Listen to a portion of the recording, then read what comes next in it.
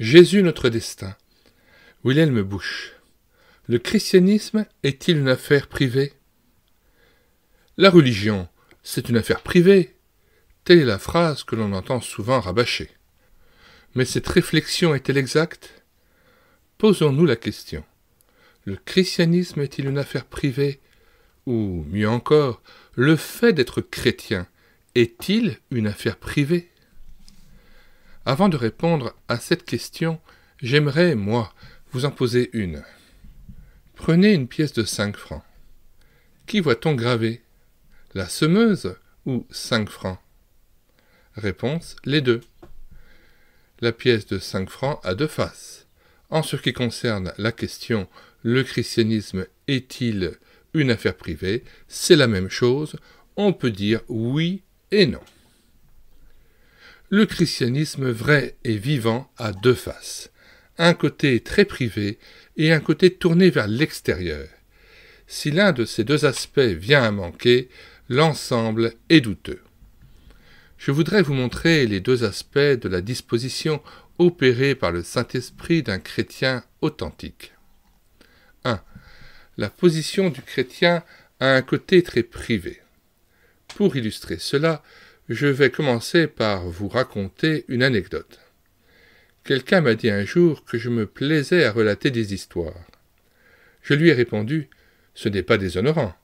J'ai toujours peur que les gens ne s'endorment à l'église. Mais si de temps à autre je leur raconte une histoire, ils restent attentifs. D'ailleurs, toute notre vie est faite d'événements vécus et non pas de théories.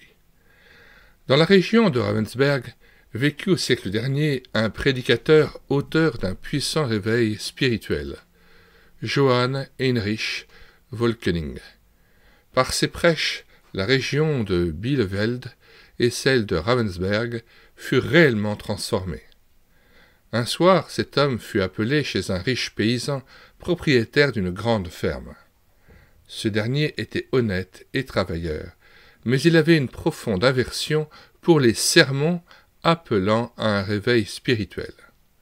En réalité, il ne voulait pas admettre qu'il était pécheur et il disait qu'il n'avait pas besoin d'un sauveur crucifié pour ses péchés. « Je fais ce qui est bien et ne crains personne », telle était sa devise. Un jour donc, Völkening fut appelé chez cet homme qui était mourant et voulait recevoir la Sainte Seine, et il y alla. Völkening était grand, et ses yeux d'un bleu étincelant attiraient particulièrement l'attention. S'approchant du lit du malade, il le regarde longtemps en silence et finit par lui dire « Heinrich, je suis inquiet. Votre cas m'inspire de fortes craintes. De la façon dont cela se présente pour vous, ce n'est pas le ciel qui vous attend, mais c'est l'enfer tout droit. » Ayant dit, il se retourna et partit. Le riche paysan, en proie alors à la pire des colères, s'écria « Et cela s'appelle pasteur! Et l'amour chrétien alors ?» La nuit tomba, et ce paysan gravement malade resta couché sans dormir. Sa conscience le travaillait. Ce n'est pas le ciel qui vous attend, mais c'est l'enfer tout droit. Et si c'était vrai? Quantité de ses péchés lui revinrent alors à l'esprit. Il n'avait pas honoré Dieu, à l'occasion il avait trompé les autres de façon très rusée, si bien que les nuits suivantes, il fut envahi par une peur certaine, au point de devenir vraiment très inquiet.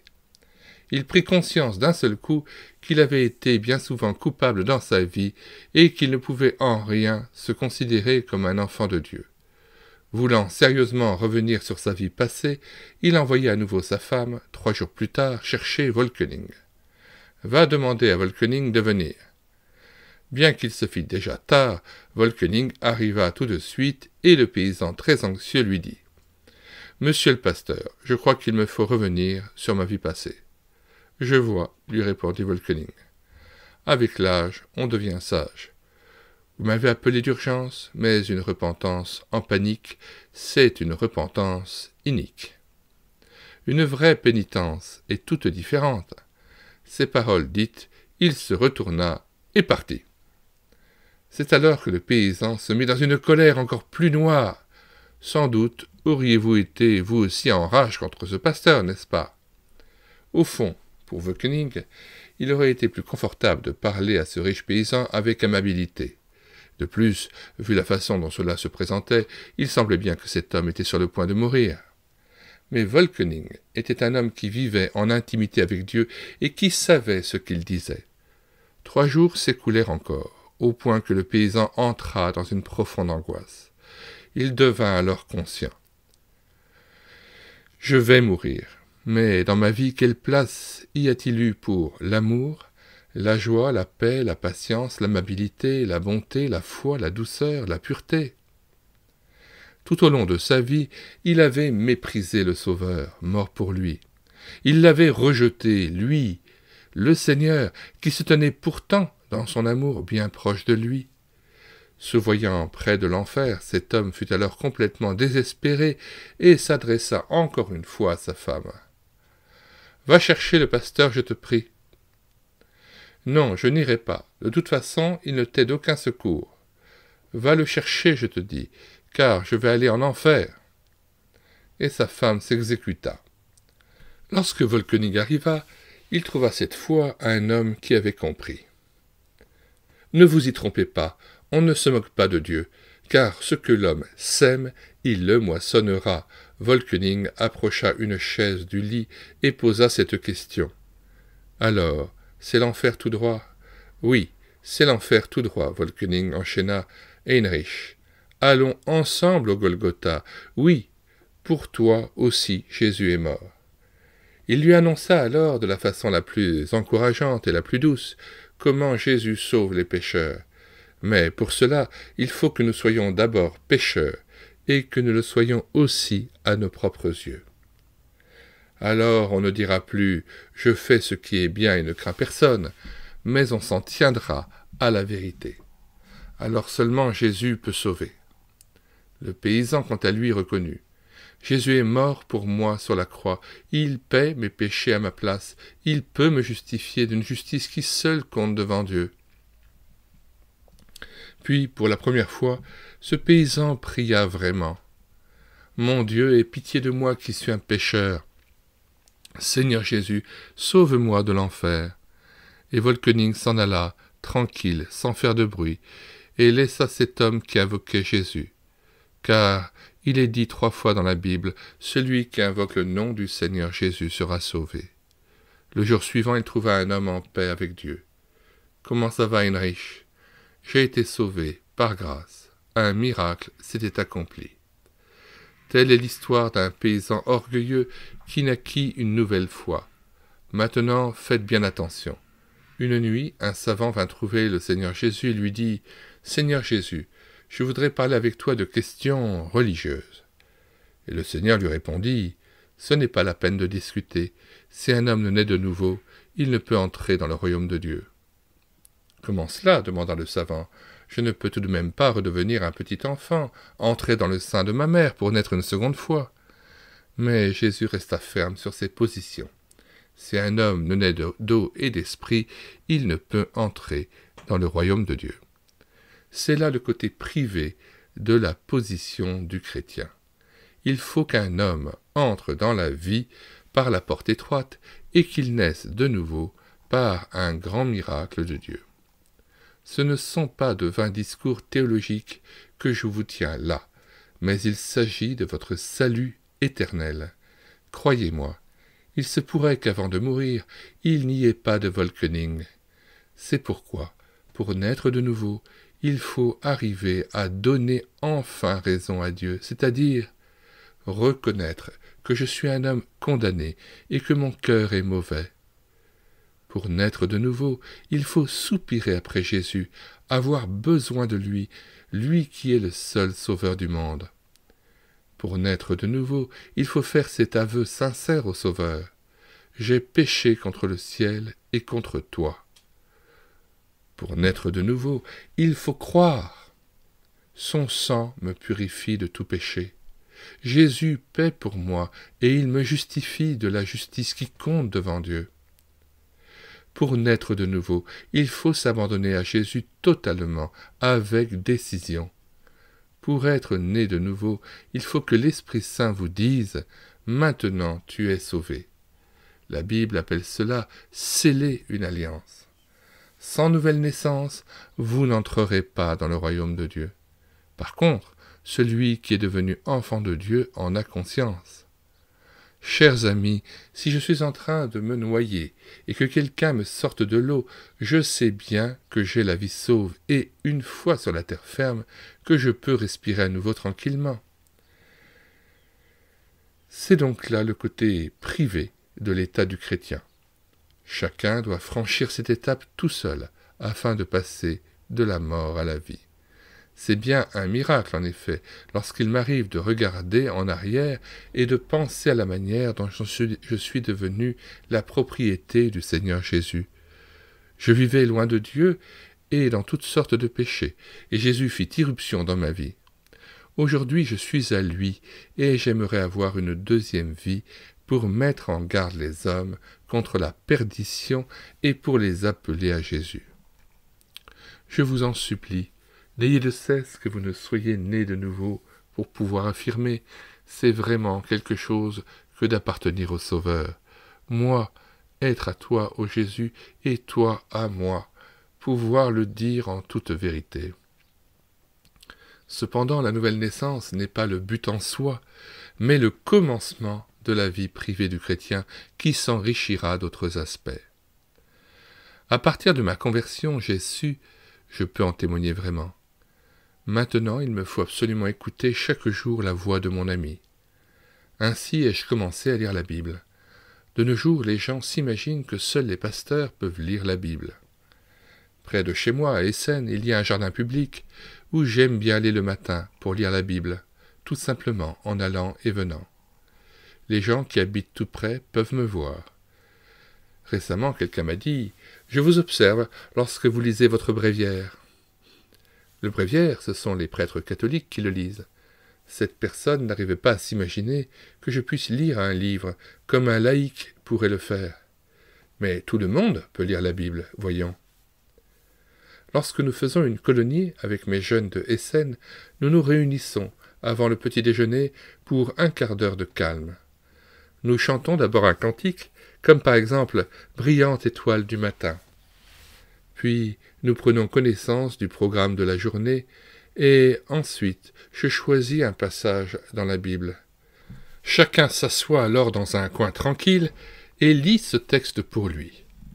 Ceux qui ont fait un pas avec Jésus et qui sont entrés dans la vie de la foi font la même chose à la maison parce qu'ils ne peuvent pas vivre sans écouter la voix du bon berger, sans parler avec lui. Maintenant, je vous en prie, éveillez donc le côté privé de votre état de chrétien en commençant à lire le Nouveau Testament. Un quart d'heure tranquille le matin ou le soir.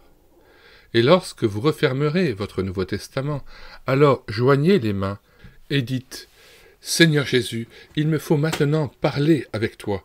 J'ai tant de choses à faire aujourd'hui. Aide-moi à en venir à bout. Préserve-moi de mes plus grands péchés. Donne-moi l'amour des autres. Donne-moi le Saint-Esprit. » Priez, parlez avec Jésus. Il est là, présent, et il vous entend. Le fait de parler avec son Seigneur, cela fait aussi partie du côté privé de l'état d'un chrétien vivant.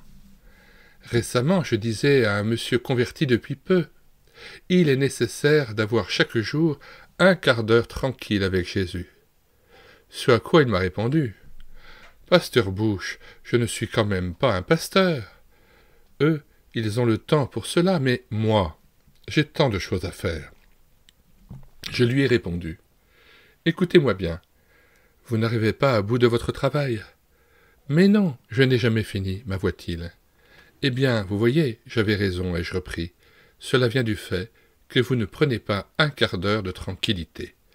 Lorsque vous aurez pris l'habitude de parler avec Jésus le matin, de lire d'une façon suivie quelques versets dans l'Évangile chaque jour, et de prier ensuite, alors vous vous apercevrez que vous vous en sortez très facilement. Et plus vous aurez de travail, plus vous aurez besoin de ce quart d'heure de tranquillité.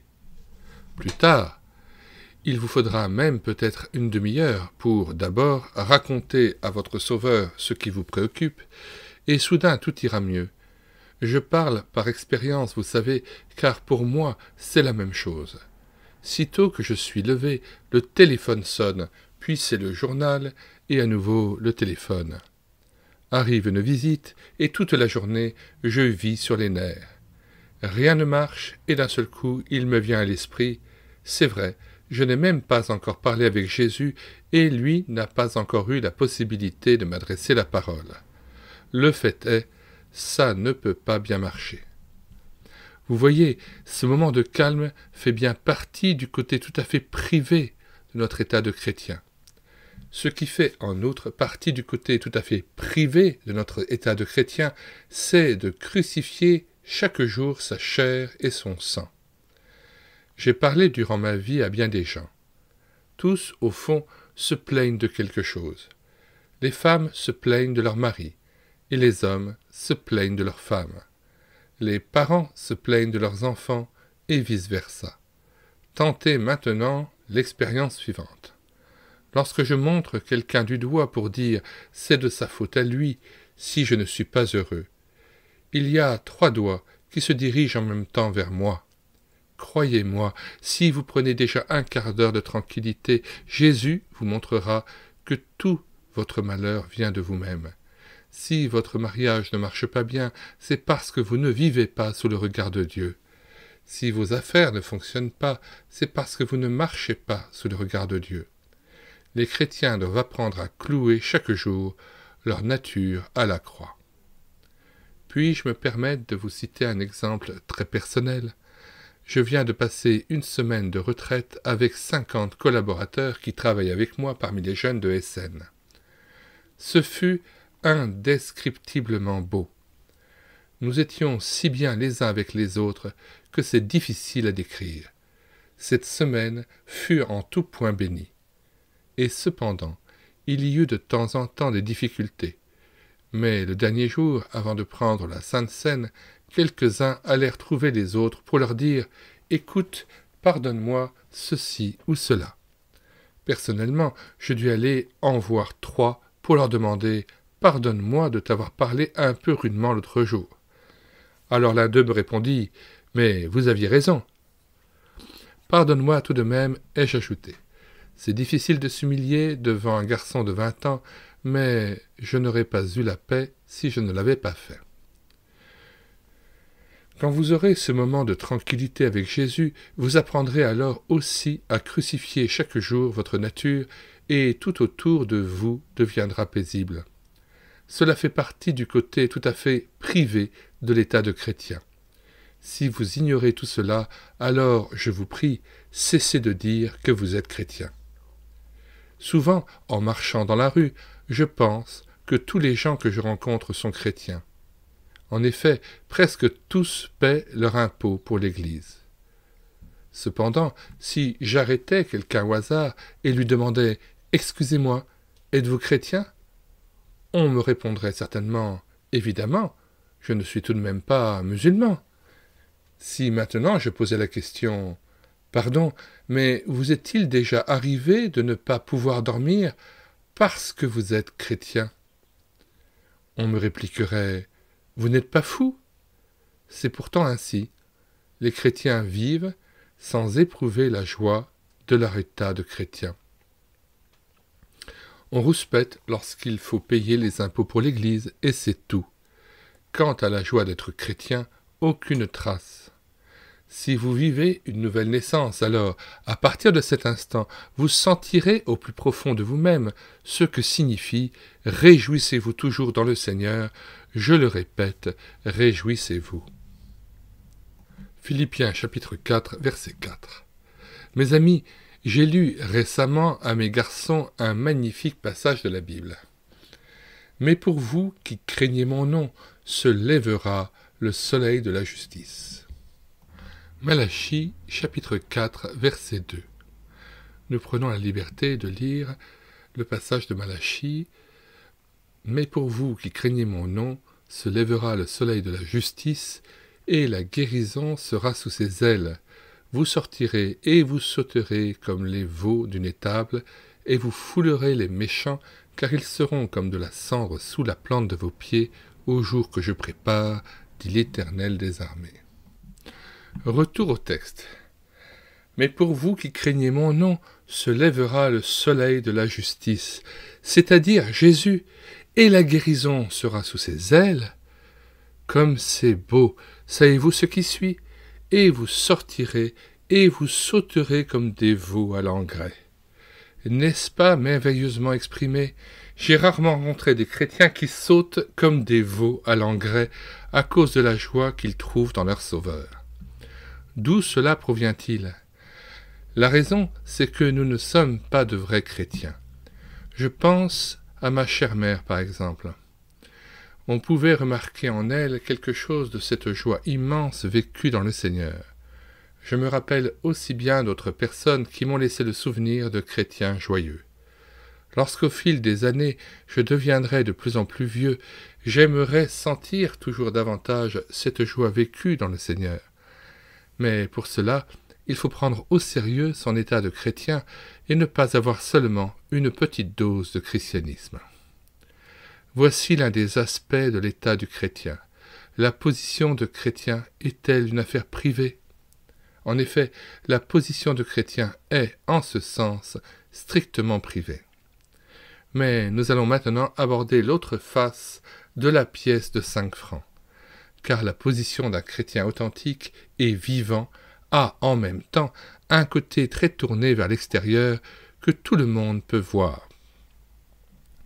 2. La position du chrétien a un côté tourné vers l'extérieur. Le côté extérieur du chrétien consiste tout d'abord dans le fait que l'on se joint à une communauté de chrétiens. Ce que je vais dire est très important. De vrais chrétiens se rassemblent avec ceux qui veulent aussi être sauvés. Chaque dimanche, il y a le culte. Pourquoi n'y allez-vous pas? Mais j'écoute le culte à la radio, me répondrez-vous. En ce qui concerne les malades, je trouve excellent qu'ils puissent profiter d'un culte radiophonique. Mais votre état de chrétien est bien peu de choses si vous n'êtes pas attiré par le vrai culte célébré dans la communion des chrétiens. Le culte fait partie d'une vie authentique de chrétien. Dans les années 300 après la naissance du Christ, il y a donc très longtemps régnait sur le trône du grand empire romain un homme étonnant du nom de Dioclétien. D'abord esclave, il avait retrouvé ensuite sa liberté pour gravir tous les échelons jusqu'à celui d'empereur de Rome. À l'époque, le christianisme était déjà largement répandu et l'empereur Dioclétien savait pertinemment que ses prédécesseurs avaient persécuté les chrétiens. Mais il se disait « Il ne faut pas avoir la bêtise de persécuter ceux qui sont les meilleurs. Qu'ils croient ce qu'ils veulent, sous mon règne, chacun pourra avoir sa religion. » Il faut avouer que pour un empereur, c'était là un point de vue assez exceptionnel et non dépourvu d'intelligence, car les souverains aiment à régner aussi sur les consciences. Plus tard, Dioclétien s'associa à un jeune homme nommé Galère, qui devait un jour devenir son successeur. Ce Galère un jour s'adressa à Dioclétien à peu près en ces termes. « Un grand désordre va bientôt naître si le nombre des chrétiens s'accroît, car ils ne cessent de parler de Jésus comme de leur roi. Il nous faut entreprendre une action contre eux. » « Écoute, lui répliqua Dioclétien, laisse-moi tranquille à ce sujet. Depuis 250 ans, mes prédécesseurs n'ont cessé de persécuter les chrétiens, et ils n'en sont pas venus à bout pour autant. Alors je ne vais pas recommencer. » C'était très intelligent de la part de cet homme, mais Galère continua à lui casser les oreilles. Ces chrétiens sont tout de même des gens à part.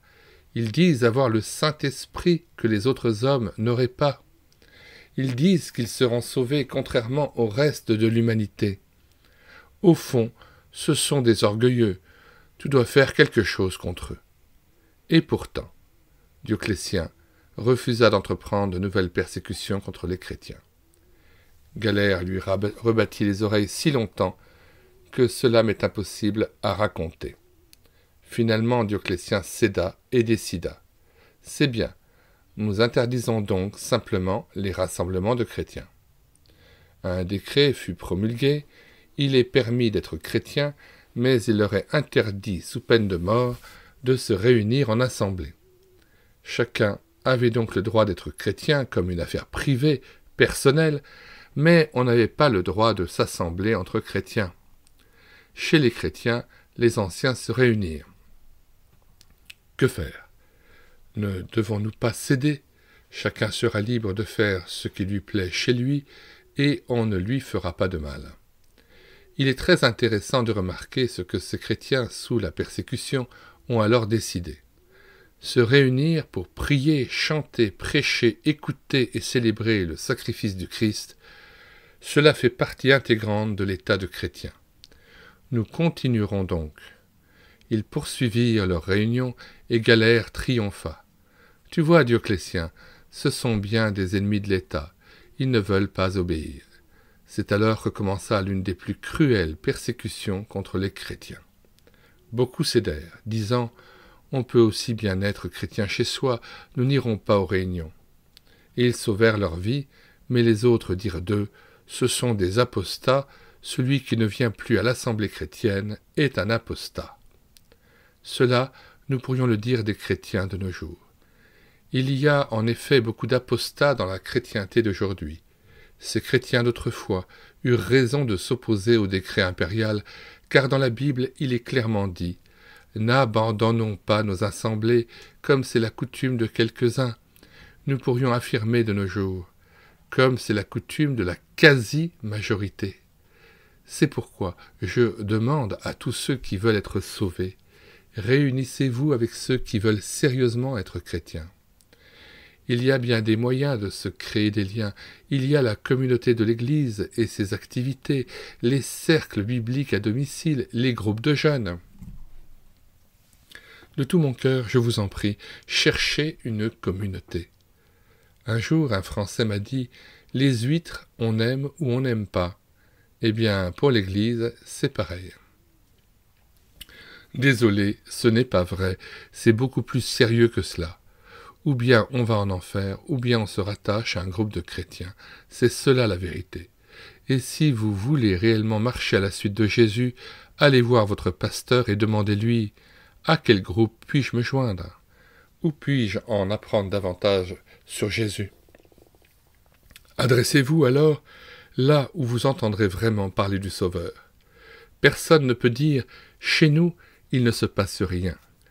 Il y a partout des gens qui aiment le Seigneur Jésus, ils sont peut-être peu nombreux, ce sont peut-être souvent aussi des gens différents de vous. Mais votre position de chrétien est une position de mort si vous ne prenez pas part à la communion des chrétiens. Une véritable assemblée de chrétiens doit réunir 4 points essentiels: le chant, l'enseignement, la prière et enfin les offrandes.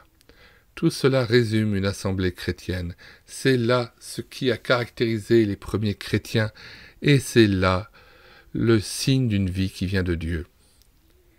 Il n'y a qu'un seul christianisme, celui qui nous fait nous réunir avec les autres. Il est même marqué dans la Bible. Nous savons que nous sommes passés de la mort à la vie parce que nous aimons les frères. Cela veut dire, celui qui n'est pas attiré vers les autres chrétiens, celui-là est mort spirituellement.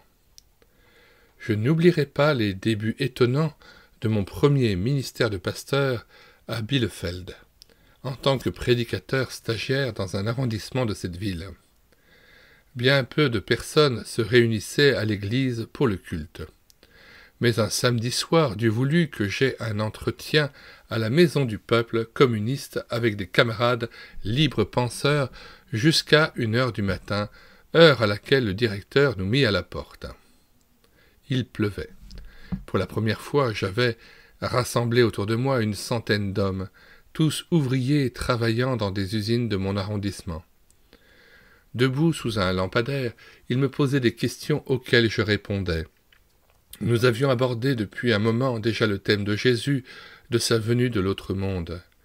Nous avions évoqué aussi le fait qu'ils étaient malheureux, qu'il n'était pas vrai qu'ils fussent sans péché et qu'ils croyaient au fond à l'éternité et au jugement de Dieu. À 2 heures, je leur dis, à présent les gars, je rentre à la maison. Demain matin, j'ai le culte à 9h30. Je sais qu'au fond, vous aimeriez bien venir, si vous ne vous regardiez pas entre vous du coin de l'œil. Car les Westphaliens ont cette mauvaise habitude. Face à moi se trouvait B, un ouvrier qui devait avoir à l'époque 35 ans, un vrai Westphalien. « Moi, peur ?» répliqua-t-il, « pas question. »« Allez, tais-toi donc, repris-je. Qu'est-ce que tu entendrais à l'usine lundi si tu venais à l'église demain? C'est cela qui te fait peur. »« Non, je n'ai pas peur, » déclara-t-il à nouveau. Et une nouvelle fois, je lui fis remarquer. « Écoute, mon vieux, tu aimerais sûrement bien venir, mais... » Allez, c'est bon, demain matin, j'irai avec le livre de cantiques sous le bras. Et le lendemain matin, c'est-à-dire en fait quelques heures plus tard, ce Westphalien, son livre de cantiques sous le bras, traversa les rues délibérément pour se rendre au culte. Tout le monde, bien sûr, se connaissant dans ce quartier, le lundi soir, il vint me rendre visite et me confia. « Vous aviez raison. Cela les a drôlement excités que je sois allé à l'église. Je me suis alors bien rendu compte que nous sommes en fait des esclaves. Nous proclamons la liberté, mais nous sommes prisonniers des gens.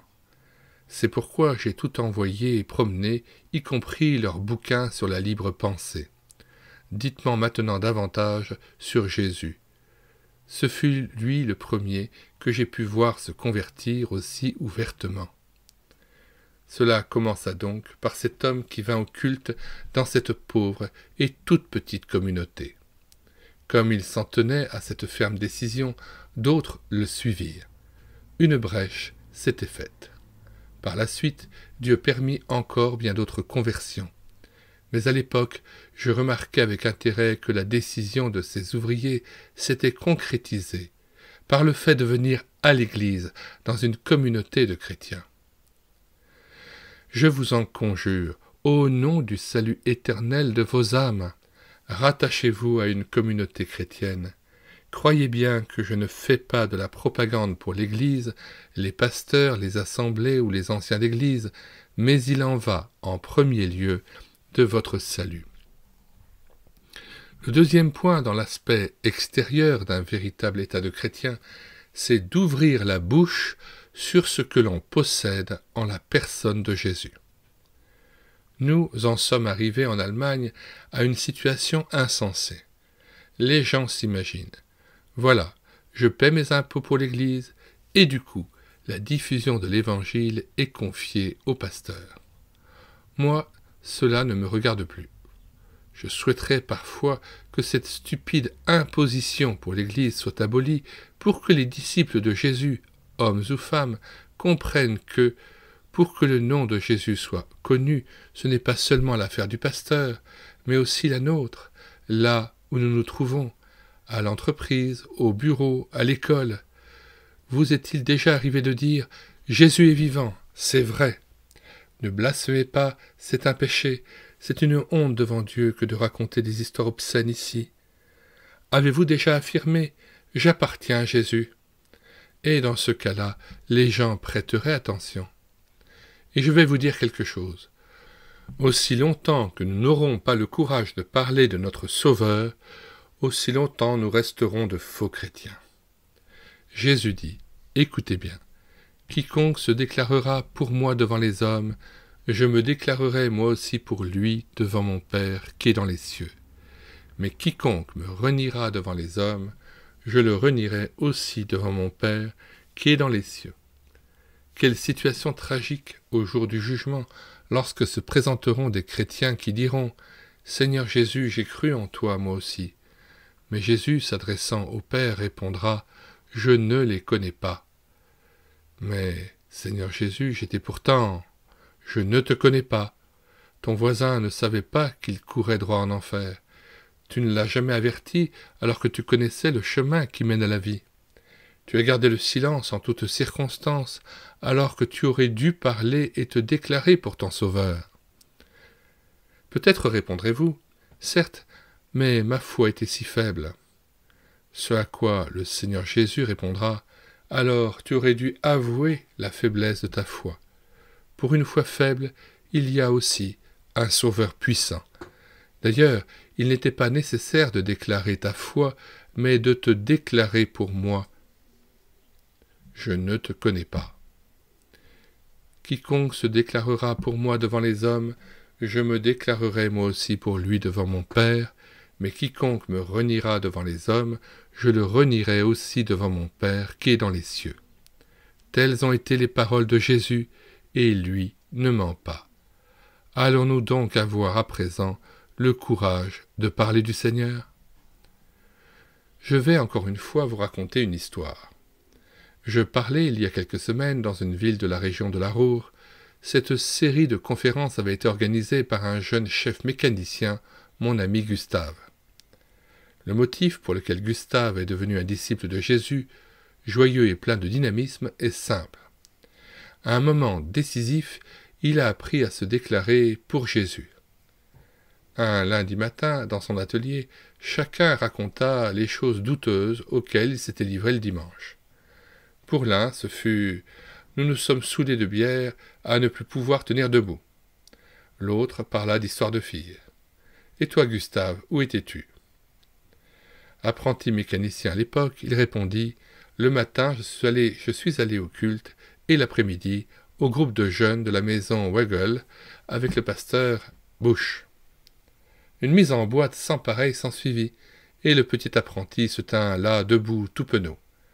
Alors d'un seul coup, tandis que tous, collègues et supérieurs, lui tombaient dessus, une colère formidable le saisit, et il pensa « Pourquoi, au sein de la chrétienté, a-t-on le droit de raconter toutes sortes de choses ignobles, et ne peut-on pas se déclarer pour son sauveur ?» À partir de ce moment-là, il prit la décision de gagner cet atelier à Jésus. Commençant par ses collègues, il les prenait individuellement pour leur dire « Tu seras condamné à l'enfer. Viens donc aussi à la maison Weigel, à notre cercle de jeunes.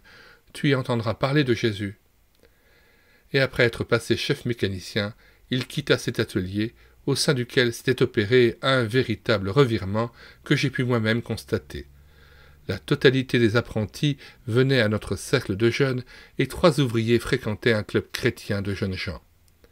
Dans cet atelier, personne n'osait plus raconter de grivoiseries. Lorsqu'un nouvel employé arrivait et voulait raconter de bonnes blagues, on l'avertissait. « Tais-toi, voilà Gustave !» Ils éprouvaient maintenant du respect devant lui. Aujourd'hui, Gustave a une très belle situation comme chef d'un grand garage. Dieu l'a aussi béni matériellement. Une nouvelle fois, je vous pose la question. Où sont donc passés les chrétiens qui ont le courage de parler de leur Seigneur et de se déclarer pour lui? C'est dans la mesure où nous le ferons que nous grandirons spirituellement. L'état de chrétien est-il une affaire privée? Non, nous avons l'obligation face au monde de témoigner de Jésus. Cessez donc de vous taire aussi pitoyablement. Sinon, au jour du jugement, Jésus ne vous reconnaîtra pas. Pendant le Troisième Reich, mes jeunes de 16 et 17 ans furent enrôlés dans l'armée en masse. À chacun, j'ai fait cadeau d'une petite Bible et je leur ai dit « Attention, lorsque vous arriverez là-bas, dans les services du travail obligatoire, posez tout de suite votre Bible sur la table, dès le premier soir. Ouvrez-la devant tout le monde et lisez-la. Cela fera l'effet d'une bombe, mais le deuxième jour, ce sera gagné. Si vous n'y arrivez pas le premier jour, vous n'y arriverez plus jamais. » Et mes petits gars l'ont fait. La première soirée, la Bible était là, posée sur la table. « Qu'est-ce que tu lis là? C'est la Bible ?» Une grenade à main aurait explosé, ce n'aurait pas été pire, car tel était l'état de la chrétienté en Allemagne. On aurait eu le droit de lire n'importe quelle revue douteuse, mais pas la Bible.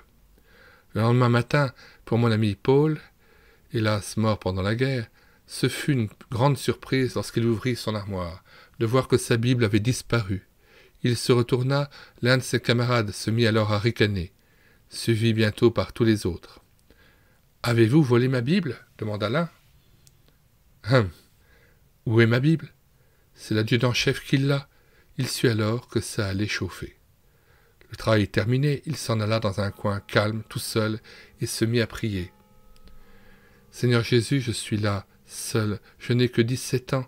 Je t'en prie, ne me laisse pas tomber maintenant. Aide-moi à me déclarer pour toi.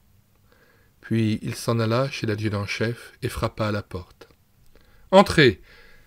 L'adjudant-chef était assis à son bureau, sur lequel la Bible de Paul était posée. « Que veux-tu » ? « Mon adjudant, je vous prierai de bien vouloir me rendre ma Bible, car elle est à moi. » « Ah !» Il prit la Bible en main, la feuilleta. « Alors, c'est donc à toi qu'appartient cette Bible ? Ne sais-tu pas que c'est un livre très dangereux ?»« Bien sûr, mon adjudant, je le sais. La Bible est un danger, même enfermée dans une armoire, car elle peut faire naître l'inquiétude. » Badaboum. L'adjudant-chef se redressa. « Assieds-toi donc. » Puis il avoua. « Dans le temps, j'ai voulu un moment faire des études de théologie. »« Mais mon adjudant a abandonné sa foi ?» demanda Paul, suivi à l'entretien étonnant, au cours duquel un homme d'environ 40 ans confessa à un garçon de 17 ans. « Je suis en fait malheureux à en mourir, vois-tu, mais je ne peux pas revenir en arrière, je devrais renoncer à trop de choses. » Le garçon répondit, « Mon pauvre adjudant, mais Jésus vaut la peine de tous les sacrifices. » L'adjudant-chef laissa repartir le garçon avec ces paroles, « Tu es un être heureux. »« Oui, c'est vrai, mon adjudant, » ajouta Paul, qui peut repartir avec sa Bible en main. Par la suite, dans le camp, plus personne ne dit un seul mot sur la Bible de Paul. Hélas, ce sont les chrétiens qui ont le courage de témoigner de ce qui les préoccupe. L'état de chrétien est-il une affaire privée ? Oui, la nouvelle naissance et la vie de la foi s'opèrent dans un des recoins les plus intimes du cœur. L'état de chrétien est-il une affaire seulement privée ? Non, des chrétiens se réunissent ensemble, en communauté pour célébrer le culte, en études bibliques à domicile, en groupe de jeunes, en cercle de femmes ou en cercle d'hommes. Des chrétiens parlent et se déclarent pour leur Seigneur. Le monde doit se rendre compte que Dieu a allumé un feu en la personne de Jésus. Nous mettons dans les commentaires de cette vidéo le lien de téléchargement de cet ouvrage de William Bush, Jésus notre destin, qui est en fait un rassemblement de plusieurs prédications faites par ce pasteur protestant allemand. Le téléchargement de cet ouvrage se fera à partir du site internet médiathèquechrétienne.fr où nous avons numérisé des centaines d'ouvrages épuisés et non réédités de la littérature chrétienne afin qu'ils soient à nouveau disponibles pour une lecture par tout un chacun, qu'il soit croyant ou non, et donc l'Église peut à nouveau bénéficier de ces ouvrages épuisés et non réédités. Nous avons numérisé d'autres ouvrages de William Bush, mais aussi de Maurice Ray, de René Pache, de Billy Graham et de bien d'autres encore, et notamment d'André Adoul, que j'affectionne particulièrement, et dont j'ai pris en charge l'intégralité des ouvrages en audio sur cette chaîne YouTube. Elle écoutait sa parole. Nous vous disons au revoir et à bientôt. Nous avons mis aussi dans les commentaires de cette vidéo le plan de l'ouvrage de William Bush, Jésus notre destin, que nous avons pris en charge intégralement en audio.